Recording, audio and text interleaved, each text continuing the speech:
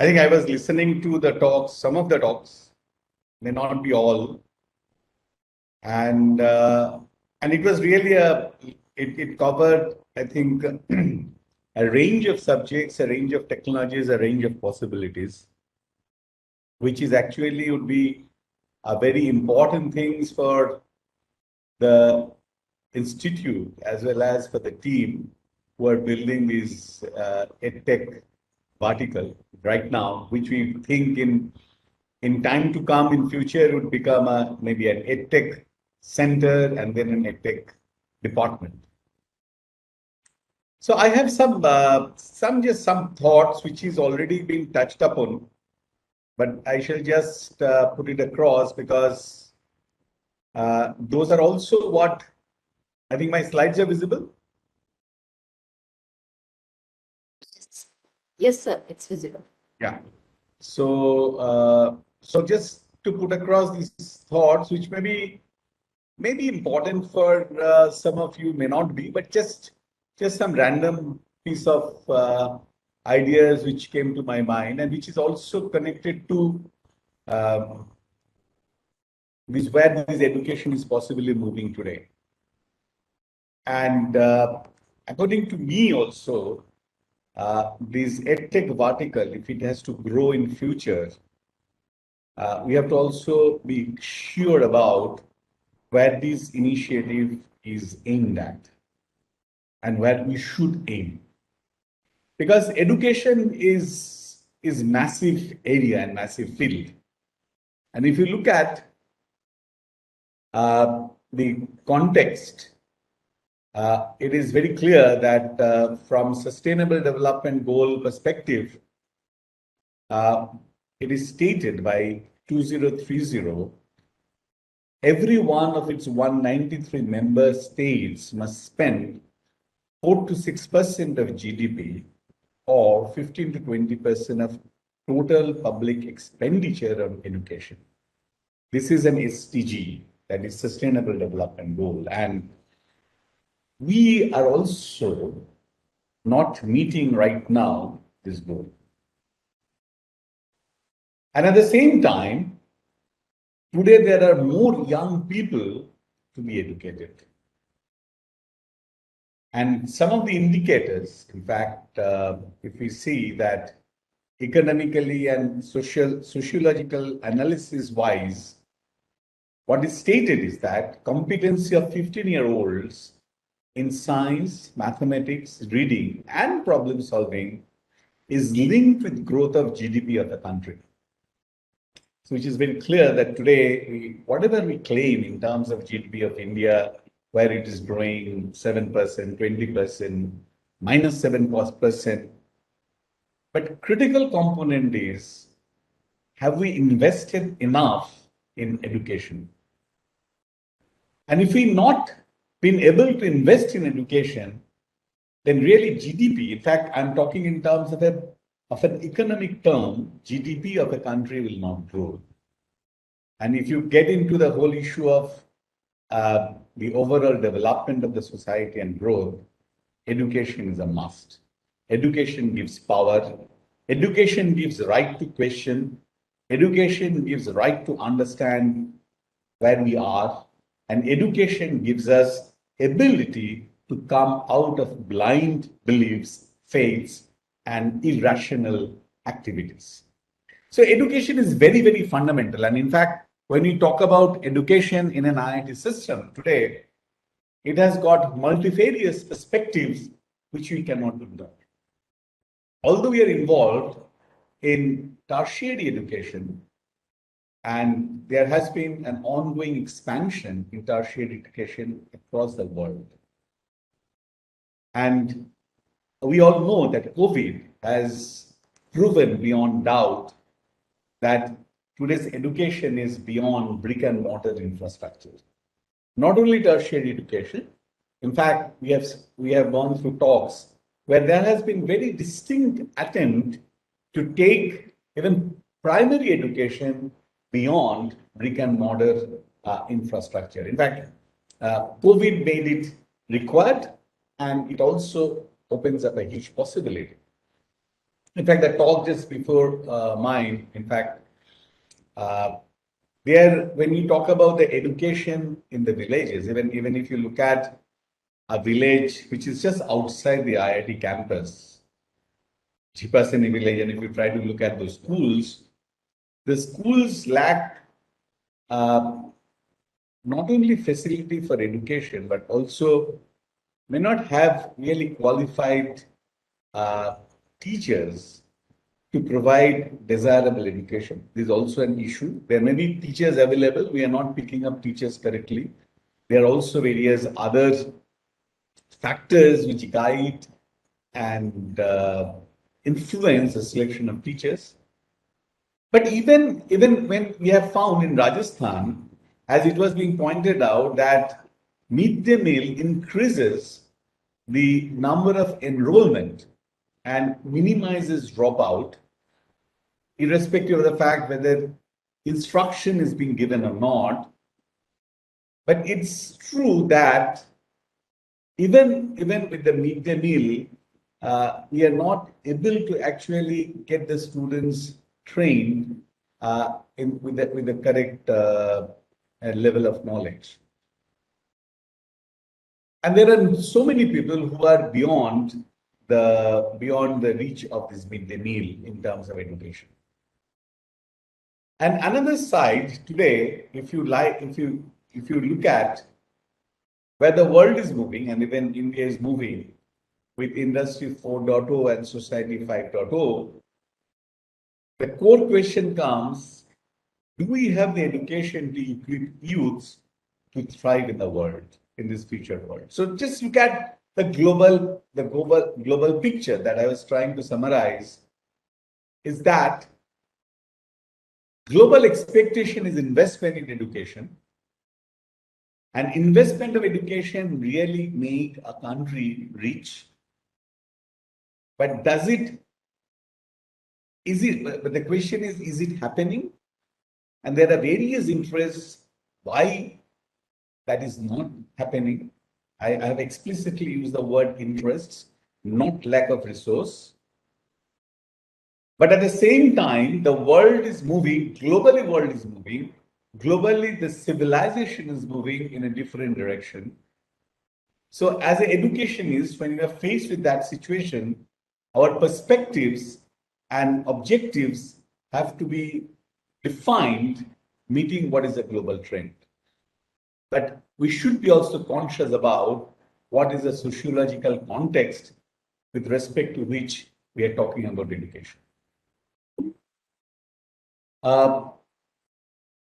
If I look at this Industry 4.0, and in India we are talking about digital transformations. And here onwards, if I start talking about mostly in the context of tertiary sector, because education space is huge. I've tried to touch upon the broad social context in my first slide. And now I'm moving into more of tertiary sector education and engineering and professional education. Today's reality is Industry 4.0. The digital transformation of manufacturing, production, and related industries and value creation processes are a must, and it's happening across the world, including in India. And it represents a new stage in organization and control of industrial value chain. And why should we be bothered about industrial value chain? Simply because not only the students that we produce, but also the students who are in the village schools are learning basic skills.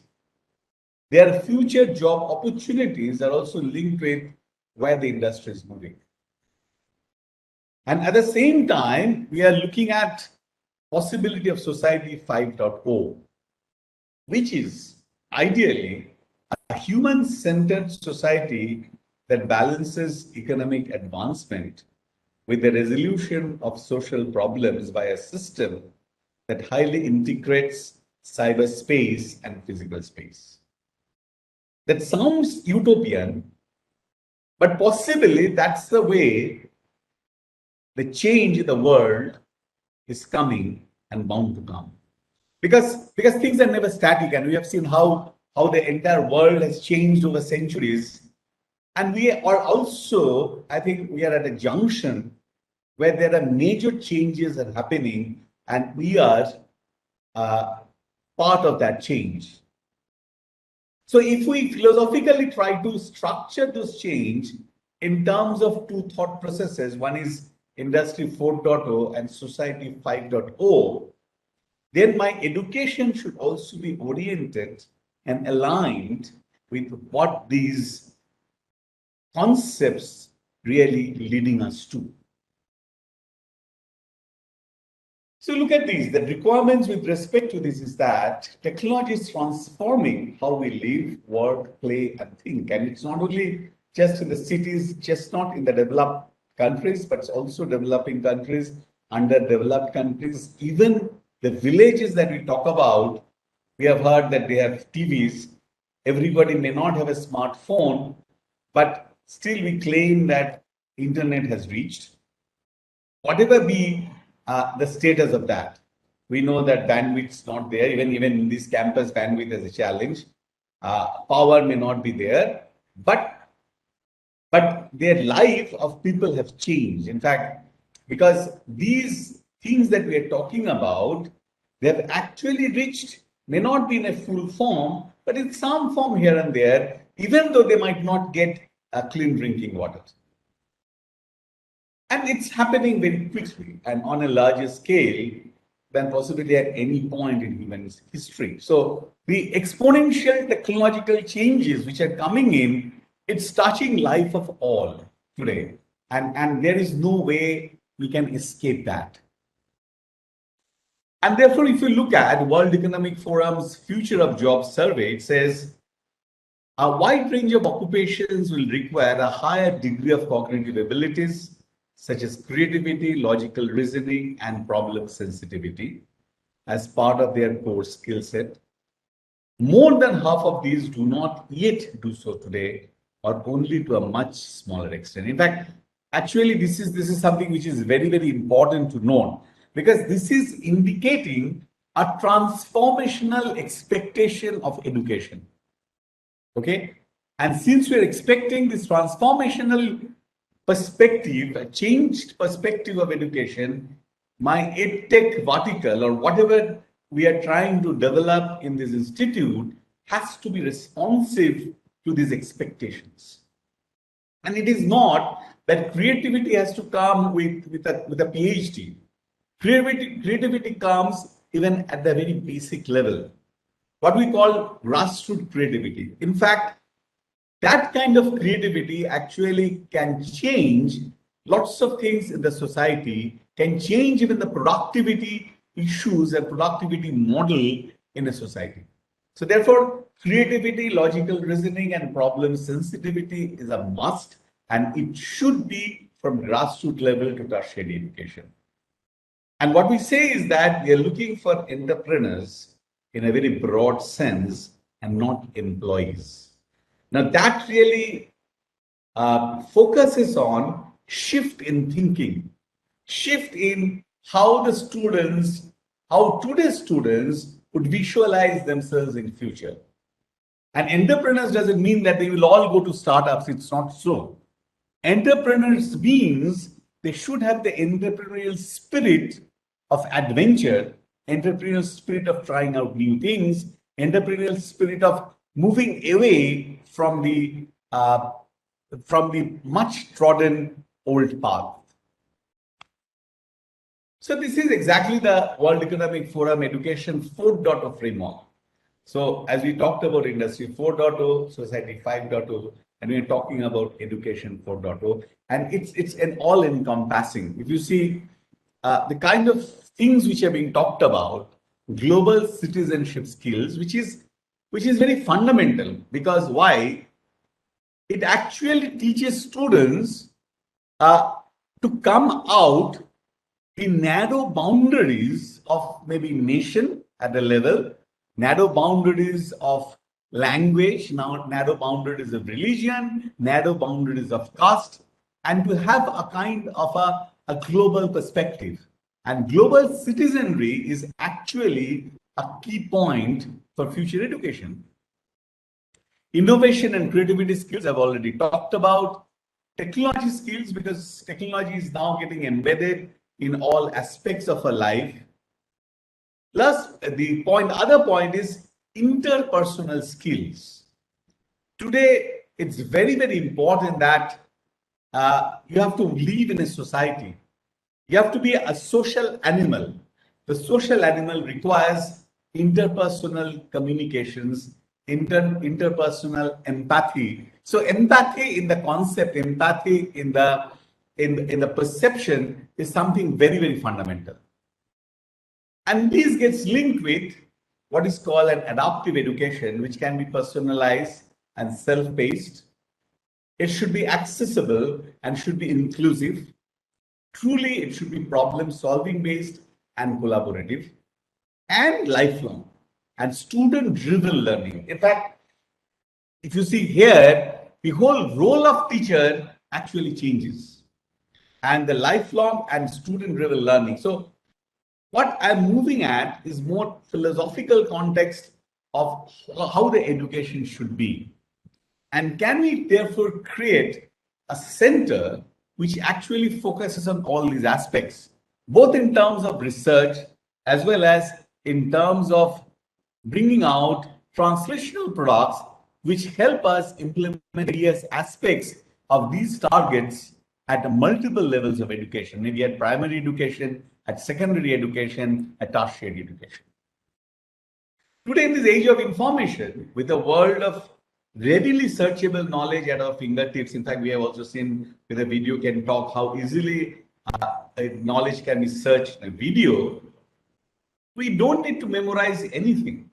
We don't need to remember things. We need not have any kind of that knowledge, whether I remember things, whether I can give a formal definition of something or not, whether I can really prove a theorem or not. I don't think these are any more relevant today. So what we have talked about and what we have seen also in the presentations so far, what we talk about active or problem-based learning. We should engage students' natural curiosity rather than simply presenting them with information. And it's not just flip classroom. We have to think in a more holistic way that how do we restructure curriculum, delivery, evolution, and get into a new pedagogy where you are promoting active learning all through, not in isolation. Okay, so somebody walking into IIT will go through the entire experience in like 4 years, actually through a process of active and problem-based learning.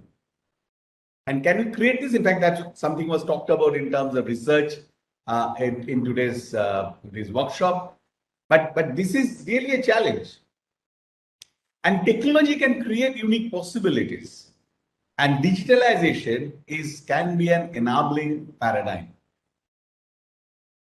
And why it is an enabling paradigm, I shall just come back to these points slightly later on, because these are some things which are extremely important when we talk in terms of professional education like engineering, medical education. Different ways of engaging with information, where gaming is very, very important. In fact, even in Indian context, even if you look at in some sense, scientists say a dry subject, archaeology. In fact, we are working on a gaming development of a game for an archaeological site, because the whole target of that is for Archaeological Survey of India to engage youths in those sites to know more about the past, and not therefore gaming can be a very nice delivery medium and engaging with information. So therefore, these verticals can get into gaming in a big way. Then what we say phenomena-based learning, it has been touched upon also, which emphasizes skills such as communication, creativity, and critical thinking. And this fundamentally, in fact, looks at not splitting learning into different subjects. and try to look at topics taught in a more holistic real world fashion. Okay, so therefore, if I talk about say let's say Mughal kingdom in history, or if you talk about say any of these historical events, say Dandi March. Now, Dandi March is discussed in the history of independent movement as a historical event. But that historical event has a geographical context, has a political context, as well as an economic context. Now, we don't talk about all the things together in one perspective and unifying perspective. This is the example I picked up is a very simple example. But when we look at, say, for example, even in engineering subjects, we talk in terms of maybe an electronic circuits in isolation. But if we look at these electronic circuits where it is being used, and that usage area and electronic subjects gets integrated together, then those application context becomes very clear. Say, for example, a first year student, or not even second year students, when you're looking at an analog electronics and looks at where really the analog electronics gets applied, and very simply, maybe it can be creating a sound space, okay? And how that these things gets integrated together. Now, once you build up a basics, these examples are not very good examples that I have given. But as you look at, if you build up the basics, the synthesis, that is, you solve the problem with reference to different subjects looking at together. This is a phenomena-based learning. And in fact, there's been lots of interesting examples and research work is happening that how this kind of phenomena-based learning can be built up in terms of depth and clarity of a student concept. And therefore, enabling this in engineering education is also something training for innovation. Say, for example, if you look at even what we are trying in a very limited way in design credits and the first year design course, is actually looking at solving a problem. And the ideally is that of solving a problem by integrating knowledge from all possible engineering stream. And that was the target of basic engineering design course, and where your design thinking gets integrated with problem solving. And that should really be taken forward as we proceed through different years and levels of engineering education. And this is really the training for innovation. Why? Because as you start solving problems, then your ability to think in a different way and not following the standard path comes up. And this is something very, very important. So in fact, if you look at what we have tried to do as experiment in our undergrad education, has a possibility to expand in various ways, building in features of phenomena-based learning, which is where the whole world is talking about in terms of future learning initiatives. Where is a teacher today? Teacher is not anymore a performer on stage. And in fact, there is this a line in one of the articles where it said, guide on the side to the meddler in the middle is what the teacher should be today. So the meddler in the middle learns alongside students. So therefore, learning experience is not only for the students, learning experience also for the teachers. And we all know ourselves that teaching an undergrad course in an IIT is the best possible learning experience. Even today, if I go and teach a course after 40 years of being in the teaching profession, I would actually feel excited with those students and their questions, their interactions. So if I go with them and try to solve a problem together, and I meddle with them, and I meddle with them also with partial knowledge, I learn, and when I learn, there is a fellow feeling with the students. So this psychological bridge is something which is very, very important for co-working. And in many cases, when we do a project, when a PhD thesis gets done, it's a co-working scenario, and not, I won't like to tell the student that these are the steps you do. The students should come up. In fact, there has been many cases where the students have come up with this is the approach. And in fact, they have also suggested the problem, their approach. I have learned, as I have learned, I have tried to contribute. And in fact, this meddling is something which is to be brought in at multiple levels of education, where teacher becomes a friend of a student. A teacher becomes a co-worker of a student and co-learner. And this actually builds up what is very critically important is empathy in the relationship between students and the faculty. So therefore, developing problem-solving, activity-oriented instructional design. So today's instructional design has to be substantially different. And because the learning through collaboration is something to be encouraged. Team is something the key for delivery of any technology today. And that is what is collaboration. So even if somebody copies, if you look at it, I'm just talking about, we are very, very concerned about copying. But see, if X copies from Y, and if X learns by copying from Y, that has a positive impact. Now convert that, instead of as a crime, project it as a value system of collaboration. Now, obviously, I'm making some drastic statements, but if you encourage that collaboration, okay, I'm not going to penalize if in a class assignment, if I find there is a copying, but you have to come forward and say that you have done it together. And that doing something together, learning things together, maybe I have copied, but in the process I have learned, and my partner has taught me. And this learning as in this collaborative mode, in fact, there was a question that collaborative learning, people coming from the different backgrounds, may be an interference, but people coming from different background also brings in diversity and richness in the learning environment. And that's also very, very important. Somebody coming from, say, purely, I know myself, I'm just giving myself, I have students coming from pure mathematics backgrounds.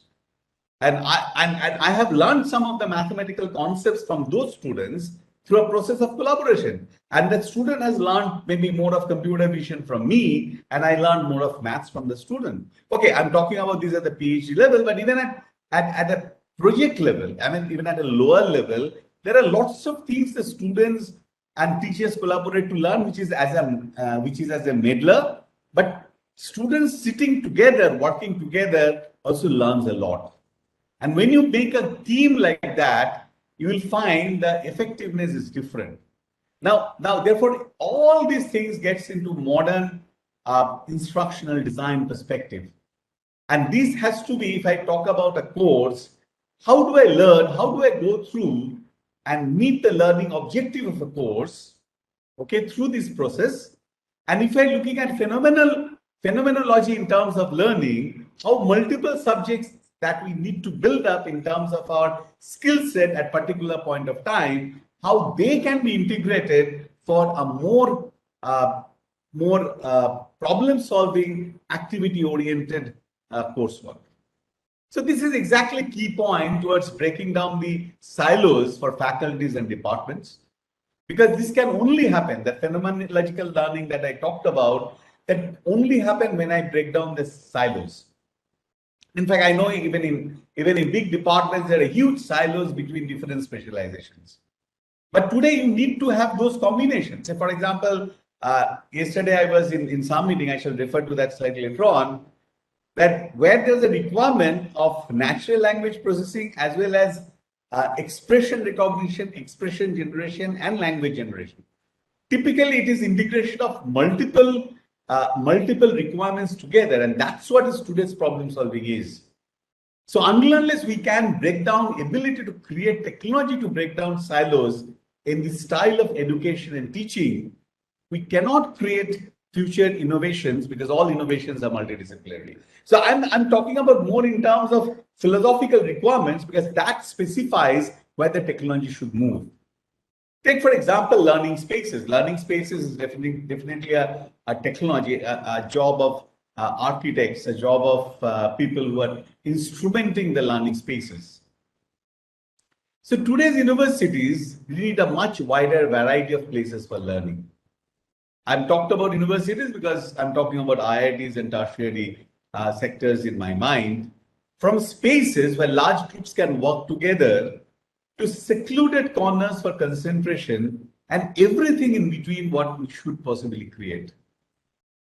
So if we rework architecture, there is and I think this is something a very interesting thing to look at. How do you rework architecture of learning space? We have already seen some examples in the classrooms of the classrooms that was part of one of the talks.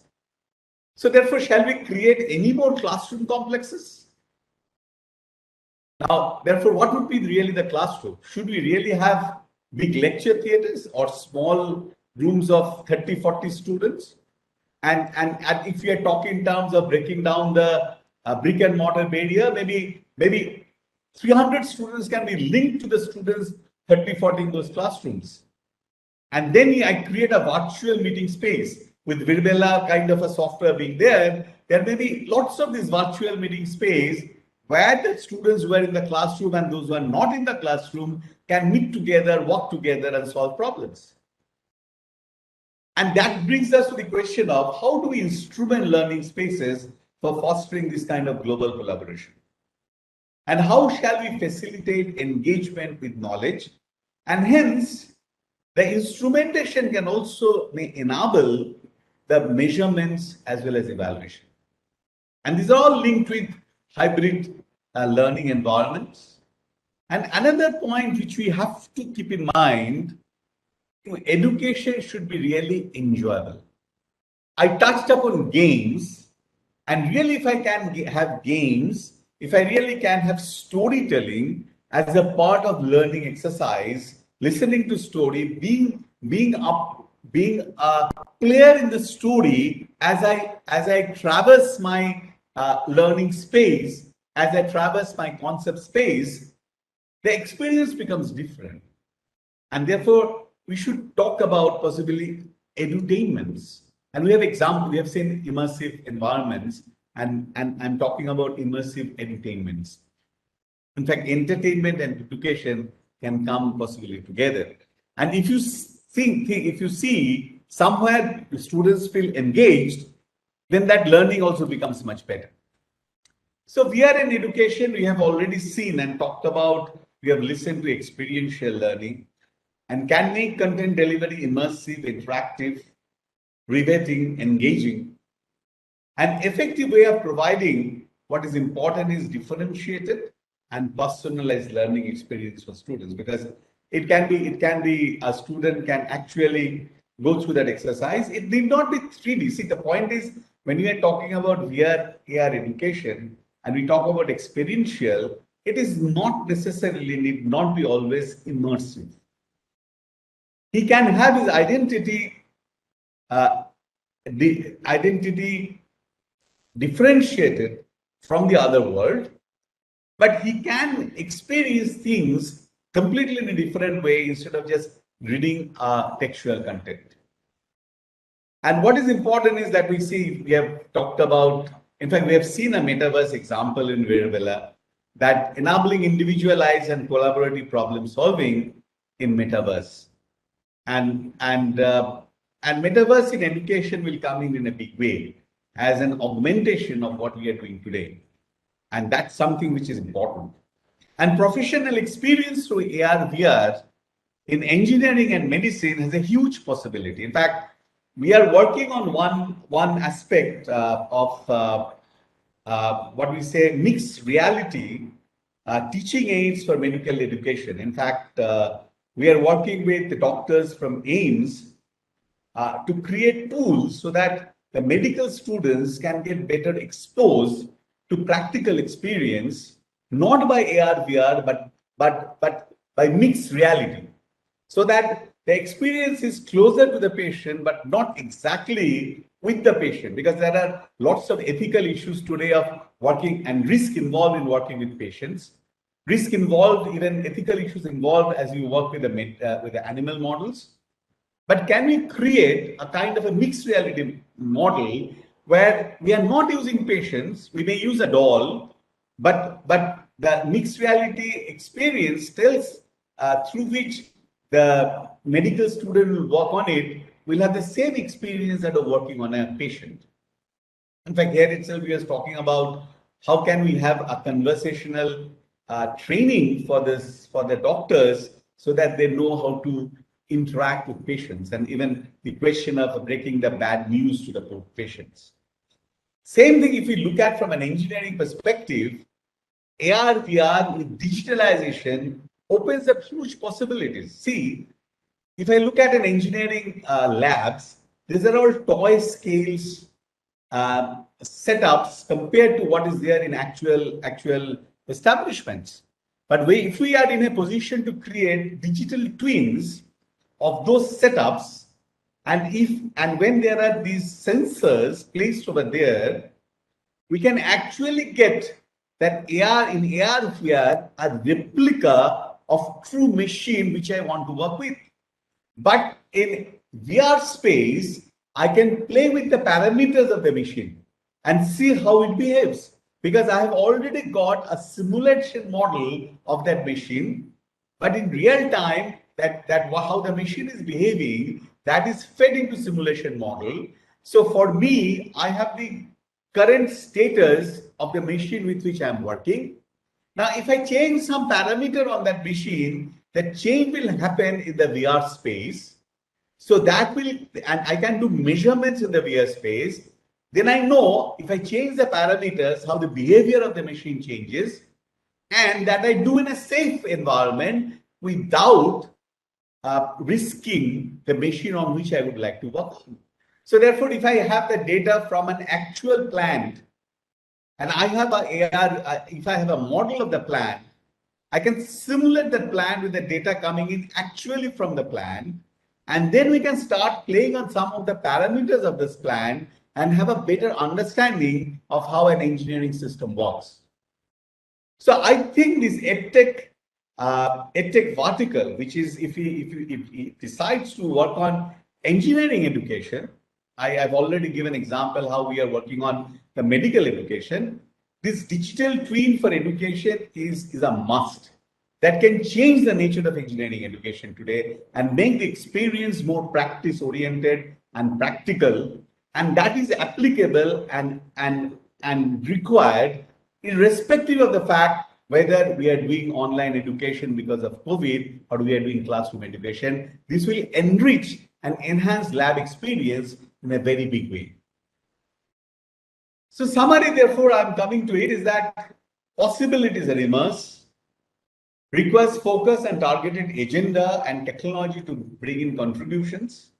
And that's what the group who are into this EdTech vertical today in the Center for Emerging Technologies for Sustainable Development, they should look at.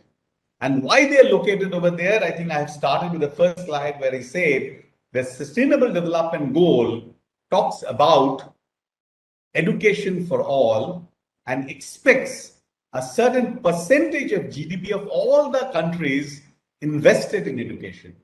And we can use technology to make these investments giving returns much more than that would have been possible without the technological interventions. We may decide to work on tertiary sector, it's a tertiary education sectors, professional education sector like engineering, because that's what we know best. And then we can expand and get into other layers as well. What would be the measure of success of this vertical? And how do we know that vertical is moving in the right direction? And so we can take a decision at some point of time that it to graduate it into a center or a department. The measure will be the quality of academic research which is coming out of this center. And obviously the projects, and that is leading to adoption of research outcomes in practice. As the adoption of research outcomes goes into practice, there's also a funding which comes into the center for deliverables. And I would like to see innovations and edtech startups coming out of the work happening in this vertical. These parameters would actually enable me to assess whether this vertical is moving in the correct direction or not. So the vertical should explicitly define KPIs based on these parameters and report that in terms of its growth. And obviously, if it has to grow, we are sensitive to the fact that you require dedicated manpower, you require dedicated funding, you require dedicated research infrastructure in terms of PhDs and postdocs. And the institute is committed to provide that, provided you have a very focused, targeted agenda, and you can link those agendas to the targeted KPIs. And all these KPIs should be contextualized with the kind of scenarios that I've tried to depict. And that scenarios is also aligned to what has the other speakers have touched upon in today's workshop. Thank you. I shall love to answer any questions if you want, if you ask.